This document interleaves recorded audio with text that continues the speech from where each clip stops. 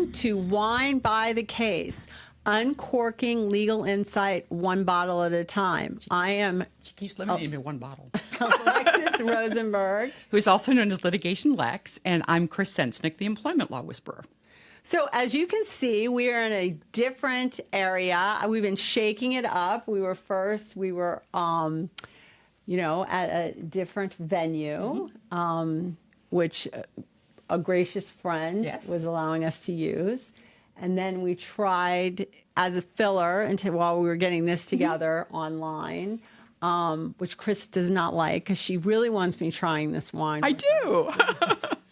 And so, so this is our new podcast location. We're kind of still putting it together. We're evolving. We're evolving. You have some high hopes for decor. I do. I have some very sort of feminine, but still fun touches that I think we need. Yeah, you're much better at decorating than I am. That is for sure. Well, again, I promise not to put sequins on your wall, but I am wearing them today because we're going to be talking about some fun stuff involving Sin City, as well as another location. Well, we both love Vegas. We do. We do love Vegas. So those of you who really know us know that we actually do an annual pilgrimage to Vegas.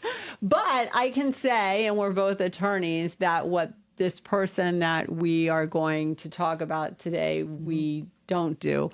But I think we should start with the wine. I do too, because it sets the tone for what we're talking about today. So, out of the 1930s, Louis Vuitton, we have a really interesting wine called Delinquent. Does that give you an idea of what we're talking about today?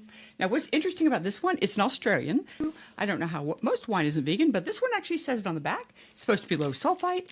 And how can you resist a wine called Delinquent? So let's give it a whirl.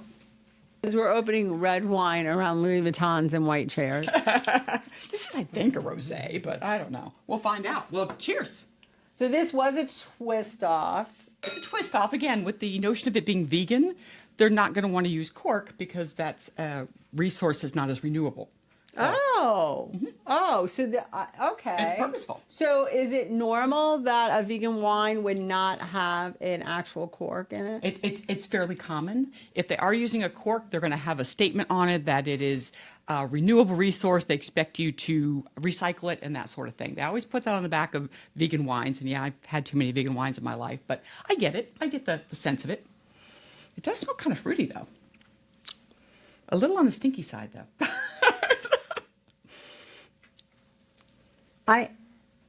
I'm going to let you go first because you are our sommelier. Look, no. I got it right that time. Yes. This is an acquired taste. I'm getting that notion of college. Well, not at a college price tag. Mad Dog 44 2020 or no, 40. Mad Dog 2020. It's got too much fermentation in it for that. But again, vegan, so a different kind of fermentation. Well, here's maybe if we threw ice in it. I think ice and a little club soda is about the only way you're going to resurrect this one. But I do think Delinquent is good. Wait, so if it's vegan, they ferment it differently? Right, because they're not supposed to use anything that would be a natural living thing in most fermentation. The attorney said they're pretty much 24/7, and the attorney said this, addicted to Xanax and drank approximately 10 drinks, alcoholic drinks a day. So charge to her room. And well, you're going to bring up a good point, but to the tune of apparently it's being stated that she lost between 6 and 7 million just at the win during this time period. Now, you brought up a good point, though. The likelihood is that if you're spending that kind of money, the suite or the hotel room was comped. Yeah. So at least she saved the investors the housing costs. Well, she saved them the housing costs, so she had more money to spend gambling at the win. Probably the food costs. I can't imagine they didn't comp her the food if she's spending, $500,000 a day. I can't imagine slots. They didn't comp her the travel expense too. They probably gave her use of a car. Yep. It's the win. I would assume they would. Yeah. So, I mean, she was saving. There was some savings there. Well, some savings of the investors' money that she was spending. So what's interesting, she ended up being charged in federal court, and she took a plea. and got, now wait for it, I feel like I have to do drum roll because to me this is astounding that she was able, all I can say, good lawyer. Yeah. Not her, whoever she hired, okay? 21 months. That's it. I mean, you kind of do the math and you go, well, if I get 21 months for getting to live at the Wynn, get my hair done, get massages every day, get facials every day, in exchange for $9 million, I mean, that's a deal a lot of people would take. Well, she could have rolled the dice and won. I mean, I guess she was trying to win. People usually don't go to Vegas intentionally to lose. No, but she may have been too impaired to note if she was winning or losing. I'm going to assume there was some winning in with the losing, not just the. You would assume. There was some ups and downs. I mean, be. we play in Vegas. Yeah. You go up, you go down. Yeah, exactly. She just didn't leave when she was up. No, she just stayed. She just stayed. But I mean, 21 months. Again, a lot of people do the math and go, okay, that's a deal I'll take. But then we have another poor schmo.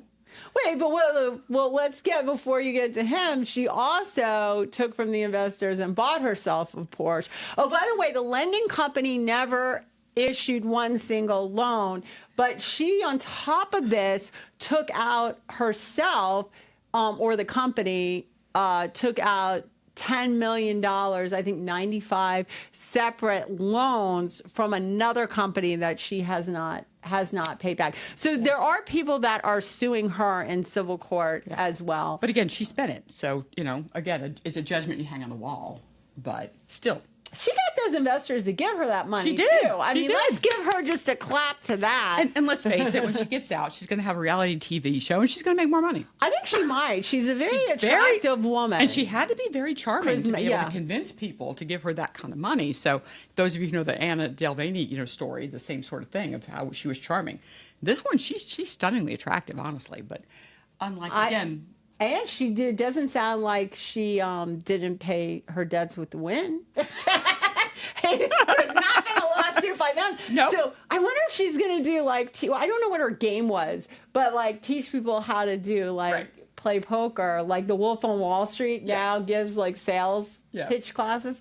But so everybody remember 21 months. 21 months. And now tell about this poor schmo to a certain extent. Now he did some bad things. There's no doubt about it. And he that's didn't kill why anybody. Again, he didn't kill anybody. Delinquent. But he didn't kill anybody. No, he didn't. He defrauded people, and he did it with knowledge. He knew what he was doing. He knew he didn't have the ability to finish the pool jobs that he had been hired to do. Did have the ability. No, I think because remember, he was operating for 18, 20 years before this. So, I mean, he did have the know-how and ability to do the pool jobs. Right. I don't know. He just ceased doing them. Well, that's the question. It's my understanding that he had based on what the judge said at sentencing, he wasn't the best pool person for the entire time. His attorney said it only happened in a short time. But she was saying that it was longer than the attorney was leading on to. But we get the concept in law of mens rea. Do you want to say what he did with the pools? So what he did is he kind of dug big holes in people's yards and then didn't do anything with them. Well, he took big deposits. And then made big holes. Yeah. So he liked the whole notion of big.